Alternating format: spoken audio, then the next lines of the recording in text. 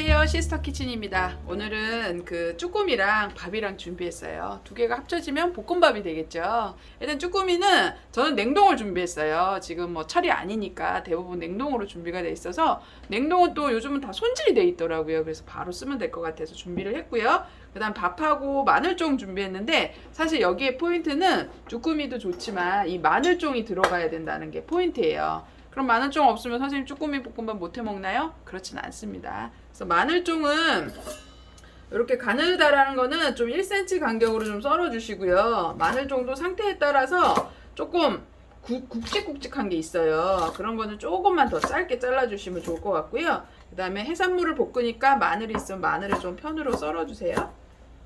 이렇게 편으로 써는 게 귀찮다 하시면은 그냥 집에 다진 마늘 있죠. 그럼 그런 걸로 활용하셔도 되는데, 이렇게 편으로 써는 이유는요, 이 마늘도 채소로서 이렇게 아삭한 맛이 있거든요. 그래서 같이 볶아주시면 좋을 것 같아서 준비를 했습니다.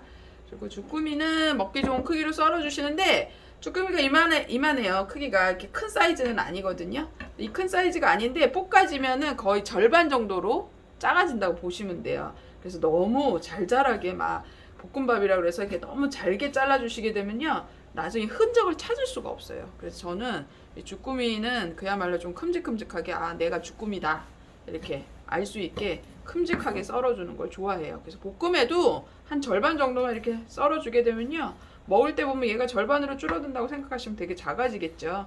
그래서 볶음밥도 마찬가지입니다. 그래서 큼직큼직하게 뭐 한 3, 4등분 정도 썰어가지고, 쭈꾸미, 내가 오늘 쭈꾸미가 들어가서 된 볶음밥이다라는 거를 좀 표시나게 해주시면 좋을 것 같아요. 그 다음에 오늘은 버터로 볶을 거예요. 그래서 버터를 뭐 좋아하지 않으시는 분들이나 집에 버터가 없는 분들은 일반 올리브유라든지 식용유 쓰시면 되는데, 이 해산물이 이 버터로 볶아지면은요, 그 묘하게 잘 어울리면서 고소한 맛이 나요. 근데 단점은 뭐냐면 버터는 유지방을 빼서 만든 거기 때문에 잘 타요. 그래서 너무 오래 볶거나 이럴 때는 처음부터 넣지 마시고 나중에 넣으시는 방법도 있어요. 오늘은 저는 그냥 양이 별로 많지 않으니까 버터가 살짝 녹으면 불을 바짝 달궜다가 먼저 마늘을 볶아가지고 마늘에서 향을 좀 내줍니다. 절대 태우시면 안 돼요. 그리고 불이 세게 달궈져 있으면 쭈꾸미를 넣어서 볶아주세요. 쭈꾸미가 어느 정도 익었다, 그럼 거기에 고추장을 넣고 볶아주시도록 하세요.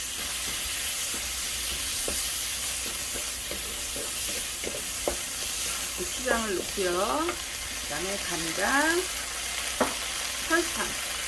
밥이니까 볶음처럼 너무 달짝지근하게 하시지 마시고 볶아주시도록 하세요.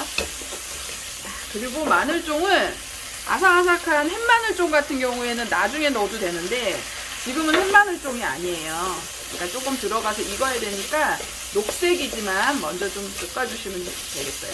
밥을 넣어주시는데, 밥은요, 저도 찬밥이에요 지금. 근데 찬밥인데 보시면 김이 약간 나요. 절대 볶음밥 하실 때 찬밥을 그대로 넣으시면은요, 볶아지지도 않고 찬밥이 스스로 익으려고 기름을 다 흡수합니다.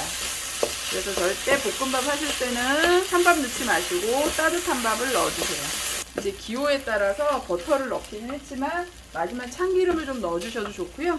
아니면 통깨에 뿌려가지고 마무리 해주시면 돼요.